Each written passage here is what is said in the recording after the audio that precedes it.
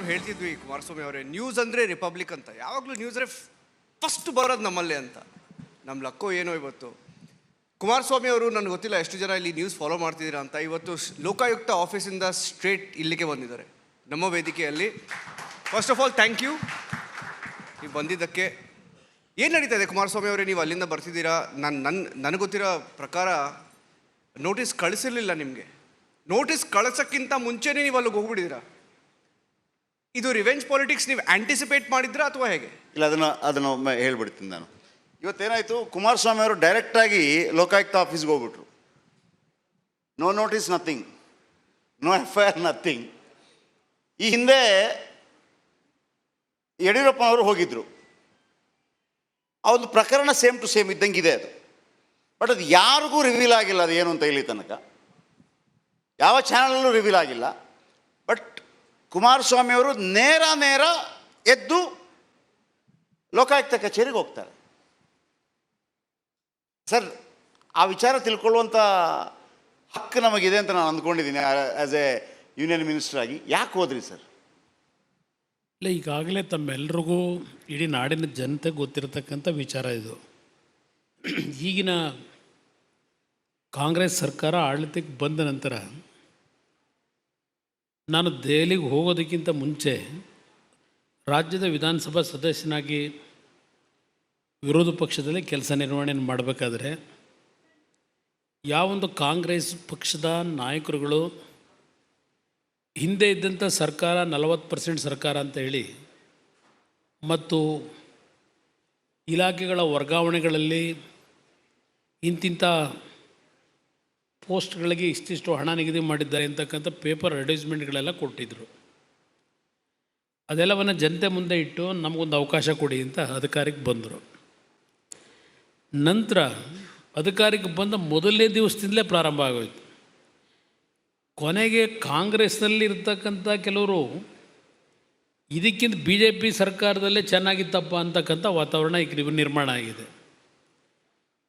ಇಲ್ಲಿ ನಾನು ಯಾವಾಗ ದೇವನಿಂದ ವಿರೋಧ ಪಕ್ಷದ ಶಾಸಕನಾಗಿ ಸರ್ಕಾರದ ಒಂದು ಇಕ್ಕಟ್ಟಿಗೆ ಸಿಗಿಸ್ತಕ್ಕಂಥ ವಿಷಯಗಳನ್ನು ಪ್ರಸ್ತಾಪ ಮಾಡಲಿಕ್ಕೆ ಪ್ರಾರಂಭ ಮಾಡಿದೆ. ಆ ಹಿನ್ನೆಲೆಯಲ್ಲಿ ಕಳೆದ ವರ್ಷ ಚುನಾವಣೆ, ಲೋಕಸಭಾ ಚುನಾವಣೆಗಿಂತ ಮುಂಚೆನೇ ಕಳೆದ ವರ್ಷ ಬಹುಶಃ ಅವರು ಅಧಿಕಾರಕ್ಕೆ ಬಂದಿದ್ದು ಮೇನಲ್ಲಿ ಬಂದರು. ಜುಲೈ ಆಗಸ್ಟ್ನಲ್ಲೇ ಪ್ರಾರಂಭ ಆಯಿತು. ಏನಾದರೂ ಕುಮಾರಸ್ವಾಮಿ ಅವರ ಮೇಲೆ ಯಾವುದಾದ್ರೂ ಒಂದು ಪ್ರಕರಣದಲ್ಲಿ ಸಿಲುಕಿಸಿ ಕುಮಾರಸ್ವಾಮಿಯ ಬಾಯಿ ಮುಚ್ಚಿಸಬೇಕು ಅಂತಕ್ಕಂಥದ್ದು ಈ ಸರ್ಕಾರದ ಉದ್ದೇಶ ಏನು ಇಟ್ಕೊಂಡಿದ್ರು. ಪದೇ ಪದೇ ಅವರು ನರೇಂದ್ರ ಮೋದಿ ನಾಯಕತ್ವದ ಸರ್ಕಾರದ ಬಗ್ಗೆ ಚರ್ಚೆ ಮಾಡ್ತಾರೆ. BJPಯವರು, JDSನವರು ನಮ್ಮ ಕಾರ್ಯಕ್ರಮಗಳನ್ನು ಸಹಿಸಲಾರದೆ ಇವತ್ತು ಈ ಸರ್ಕಾರವನ್ನು ಅಸ್ಥಿರಗೊಳಿಸಬೇಕು ಅಂತ ಹೇಳಿ ಇದೆಲ್ಲ ನಡೆಸ್ತಾ ಇದ್ದಾರೆ. ದ್ವೇಷದ ರಾಜಕಾರಣ ಇದೆಲ್ಲ ಹೇಳ್ತಾ ಇದ್ದಾರೆ. ದ್ವೇಷದ ರಾಜಕಾರಣ ಮಾಡ್ತಾ ಇರೋದು ಕಾಂಗ್ರೆಸ್ ನಾಯಕರುಗಳಲ್ಲಿ ಈ ರಾಜ್ಯದಲ್ಲಿ ಅಧಿಕಾರ ದುರುಪಯೋಗ ಪಡಿಸ್ಕೊಳ್ಳೋದ್ರ ಮುಖಾಂತರ. ನನ್ನ ಮೇಲೆ ಹಲವಾರು ರೀತಿಯಲ್ಲಿ ಅಧಿಕಾರಿಗಳು, ಕೆಲವು ಆಯ್ದ ಅಧಿಕಾರಿಗಳನ್ನು ಪ್ರತಿನಿತ್ಯ ಸಭೆಗಳು ಮಾಡಿ ಎಲ್ಲಾದರೂ ಒಂದು ಪ್ರಕರಣದಲ್ಲಿ ಹುಡುಕಿ ಅಂತ ಹೇಳಿ ಕೊನೆಗೆ ಯಾವುದೂ ಸಿಗದೆ ಈಗ ಒಂದು ಈ ಗಂಗೆನಹಳ್ಳಿದೇನು ಬಂದಿದೆ, ಇದೊಂದು ಪ್ರಕರಣ. ಇನ್ನೊಂದು ಸಾಯಿ ವೆಂಕಟೇಶ್ವರ, ಸ್ವಲ್ಪ ಹಳೇದು. ಅದು ಹಳೇದು, 2012. ಮೊನ್ನೆ ಲಾಸ್ಟ್ ವೀಕ್ ನಾವು ಒಂದು 15 ದಿವಸದ ಹಿಂದೆ ಒಂದು ಇಂಟರ್ವ್ಯೂ ಮಾಡುವಾಗ ಆ ಸಂದರ್ಭದ್ದು ಭಾಳ ಬ್ಯುಸಿ ಆಗಿತ್ತು. 2012 ಪ್ರಕರಣ ಅದು. ಆಗ ನೀವು ಮುಖ್ಯಮಂತ್ರಿ, ಸಾಯಿ ವೆಂಕಟೇಶ 2006-7 ಮುಖ್ಯಮಂತ್ರಿ. ಈ ಗಂಗೆನಹಳ್ಳಿ ಪ್ರಕರಣವೂ 2006-7 ಹಿಂದೆ ನಾನು ಕಾಂಗ್ರೆಸ್ ಸರ್ಕಾರ ಆಡಳಿತದಲ್ಲಿತ್ತು 13-18. ಆ ಸಂದರ್ಭದಲ್ಲೂ ಆ ಸರ್ಕಾರದ ಹಲವಾರು ವಿಷಯಗಳನ್ನು ಪ್ರಸ್ತಾಪ ಮಾಡಿ ಮುಜುಗರಕ್ಕೆ ಒಳಗೆ ಮಾಡಿದ್ದೆ.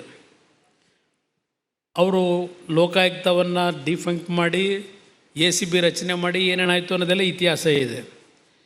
ಆ ಸಂದರ್ಭದಲ್ಲಿ ನನಗೇನಾದರೂ ತೊಂದರೆ ಕೊಡಲೇಬೇಕು ಅಂತ ಹೇಳಿ ಈ ಗಂಗೆನಹಳ್ಳಿ ಪ್ರಕರಣವನ್ನು ಯಾರೋ ಜಯಕುಮಾರ್ ಹಿರೇಮಠ ಅಂತಲೋ ಯಾರ ಕೈಲೋ ಒಂದು ಅರ್ಜಿ ಹಾಕಿಸ್ತಾರೆ. ಅದರಲ್ಲಿ A1 ಯಡಿಯೂರಪ್ಪನವರು, A2 ನಾನು, ಮತ್ತು A3 A4 ನನ್ನ ಪತ್ನಿಯ ತಾಯಿ ಮತ್ತು ಅವರ ತಮ್ಮ. ಈ 4 ಜನಗಳ ಮೇಲೆ ಒಂದು ಕೇಸನ್ನು ಹಾಕ್ತಾರೆ ಲೋಕಾಯುಕ್ತ ಮುಂದೆ. 2015 ಆಗ್ದಂಥ ಕೇಸು ಇನ್ನೂ ಜೀವಂತ ಹಾಗೆ ಇಟ್ಕೊಂಡಿದ್ದಾರೆ. 9 ವರ್ಷ ಆಗಿದೆ.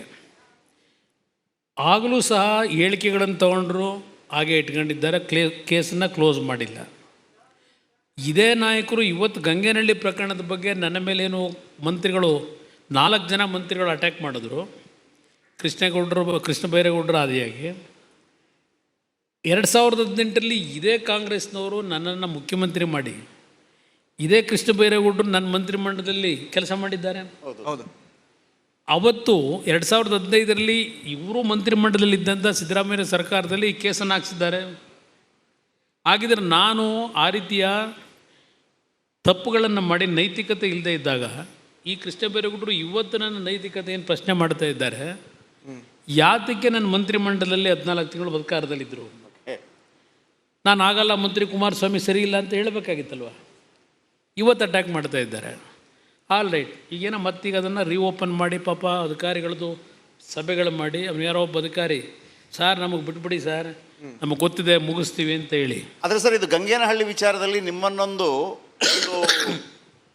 ಏನು ಹೊರಗೆ ಮಾಹಿತಿ ಬರ್ತಾ ಇದೆ ಅಂತಂದರೆ, ಏನು ಲೋಕಾಯುಕ್ತ ಕೇಸ್ ಮೈಸೂರಲ್ಲಿ ಆಗ್ತಾ ಇದೆ, ಅದರಲ್ಲಿ A1, A3, ಪತ್ನಿ, ಬಾಮೈದ, ಆಮೇಲೆ ಮಾಲೀಕರು. ಸೊ ಅದೇ ಥರ ನಿಮ್ಮದು ಒಂದು ಫ್ಯಾಮಿಲಿ ಥರ ನಿಮ್ಮನ್ನು ಒಂದು ಸಿಕ್ಕಿಸಾಕಿಸ್ಕೊಳ್ಳೋ ಪ್ರಯತ್ನನ, ಅದಕ್ಕೆ ನೀವು ಡೈರೆಕ್ಟಾಗಿ ಲೋಕಾಯುಕ್ತಕ್ಕೆ ಹೋಗಿ ಮಾಸ್ಟರ್ ಸ್ಟ್ರೋಕ್ ಕೊಟ್ಟರೆ ಹೇಗೆ? ಇದರಲ್ಲಿ ನನ್ನದು ಯಾವುದೇ ರೀತಿಯ ಪಾತ್ರವೇ ಇಲ್ಲ ಅಲ್ಲಿ. ಓಕೆ, ಅವರು ಅದೇ ಹೇಳ್ತಾರೆ ಮುಖ್ಯಮಂತ್ರಿಗಳು, ನಂದೇನೂ ಪಾತ್ರ ಇಲ್ಲ ಇದರಲ್ಲಿ, ನಾನು ಸಹಿನೇ ಹಾಕಿಲ್ಲ, ನನ್ನ ಗಮನಕ್ಕೆ ಬರದೆ ಇವೆಲ್ಲ ಆಗೋಗಿದೆ ಅಂತ ಹೇಳ್ತಾ ಇದ್ದಾರೆ. ಈ ನನ್ನ ಪ್ರಕರಣದಲ್ಲಿ ನನ್ನ ಮುಂದೆ ಯಾರೊಬ್ಬ ರಾಜಶೇಖರಯ್ಯ ನನಗಿದ್ರೆ ಜನತಾ ದರ್ಶನ ಮಾಡಬೇಕಾದ್ರೆ ಮತ್ತು ಪ್ರತಿನಿತ್ಯ 100 ಜನ ನನ್ನ ಮುಂದೆ ಬರೋರು, ಹೌದು, ಅರ್ಜಿಗಳು ಕೊಡೋರು. ಅರ್ಜಿ ಮೇಲೆ ಕಡತದಲ್ಲಿ ಮಂಡಿಸಿ ಅಂತಕ್ಕಂಥದ್ದನ್ನು ಒಂದು ಬರೆದು ಸೈನ್ ಆಗ್ತಕ್ಕಂಥದ್ದು ನನ್ನ ವಾಡಿಕೆ. ಅದರ ಮೇಲೆ ನನ್ನ ಮುಂದೆ 2007 ಬಹುಶಃ ಆಗಸ್ಟ್ ತಿಂಗಳಿರಬೇಕು ಈ ಕಡತ ಬಂತು. ಈ ಕಡತ ಏನಿದೆ 1976-77 ಯಾವುದೋ ನಮ್ಮ ಬೆಂಗಳೂರಿನ ಗಂಗೇನಹಳ್ಳಿ ಭಾಗದಲ್ಲಿ ನೋಟಿಫಿಕೇಷನ್ ಆಗಿರತಕ್ಕಂಥದ್ದು. ಪ್ರಿಲಿಮಿನರಿ ನೋಟಿಫಿಕೇಷನ್ನು ಫೈನಲ್ ನೋಟಿಫಿಕೇಷನ್ ಆಗಿದೆ 77-78. ನಂತರ ಆ ಒಂದು ಜಾಗದಲ್ಲಿ ಇವತ್ತು ಸಹ ಸೈಟ್ ಕೊಟ್ಟಿಲ್ಲ, ಸೈಟ್ ಫಾರ್ಮೇಷನ್ನು ಮಾಡಿಲ್ಲ, ಅವರು ಖಾಲಿ ಜಾಗ ಇಟ್ಕೊಂಡಿದ್ದಾರೆ. ಅದರ ಮೇಲೆ ಆ ಜಮೀನಿನ ಮಾಲೀಕರು ಅವರೆಲ್ಲ ಒಂದು ಅರ್ಜಿಯನ್ನು ಕೊಟ್ಟಿದ್ದರು. ಅದರ ಮೇಲೆ ನನ್ನ ಮುಂದೆ ಆ ಒಂದು ಅರ್ಜಿ ಏನು ಬಂದಿದೆ, ನಾನು ನಮ್ಮ ಅಧಿಕಾರಿಗಳಿಗೆ ನಮ್ಮ ಅರ್ಬನ್ ಡೆವಲಪ್ಮೆಂಟಿಗೆ ಕಡತದಲ್ಲಿ ಮಂಡಿಸಿ ಅಂತ ಏನು ಹಾಕಿದ್ದೆ, ಅವರು ಡೀಟೇಲು ಅದಕ್ಕೆ ಸಂಬಂಧಪಟ್ಟಂಥ ಪ್ಯಾರಾವೈಸು ಮೆಟೀರಿಯಲ್ ಕಳಿಸ್ತಾರೆ ನನಗೆ, ಏನಲ್ಲಿ ದಾಖಲಾಗಿದೆ ಅಂತ. 3 ಕೇಸ್ ಆಗಿದೆ, 2 ಹೈಕೋರ್ಟ್ನಲ್ಲಿ, 1 ಸುಪ್ರೀಂ ಕೋರ್ಟ್ನಲ್ಲಿ ತೀರ್ಪುಗಳು ಬಂದಿದೆ. ನನ್ನ ಮುಂದೆ ಆ ಫೈಲ್ ಏನು ತಂದರು, ನಾನು ಅವತ್ತು ಆದೇಶ ಮಾಡಿರೋದು, ನಾನು ಆದೇಶ